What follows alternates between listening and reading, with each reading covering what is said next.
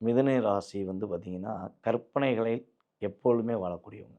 சும்மா சர்வசாதாரணமாலாம் இருக்க மாட்டாங்க. எதை யோசித்தாலுமே கொஞ்சம் அதிகமா ஓவர் ஆஃப் திங்கிங் இருப்பாங்க.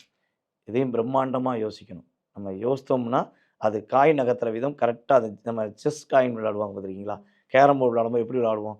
அசால்ட்டா தூக்கி வச்சிட மாட்டோம். ஒரு காய தூக்கி வச்சோம்னா, அது கரெக்ட்டா ராணிய வைப்பானா, ஆப்போசிட்டோட பார்ட்டியோட மனநிலைய அறிஞ்சு தான், அத புரிஞ்சுகிட்டு இவங்க காய் நகர்த்துவாங்க, இவங்களுடைய வாழ்க்கையில. ஆனா, கடந்த காலங்கள்ல இவங்க நெனச்சு காய் நகர்த்துன அத்தன விஷயமும் நெறைய பிரச்சனைய குடுத்துச்சு. நான் பக்காவா பிளான் போட்டு பண்ணேன். என்னோட ஆப்போசிட் பார்ட்டி என் கூடவே இருந்து என்னைய குழி பறிச்சுட்டான். அப்படிங்கிற நிலை தான் கடந்த காலங்கள்ல அவங்களுக்கு இருந்துச்சு. ஏன்னா, அவங்களுடைய 7ஆம் இடத்த அதிபதி 12ல உட்காந்து பின்னாடி இருந்து அடிச்சான். முன்னாடி இருந்து அடிச்சதுக்கான வாய்ப்பே இல்ல.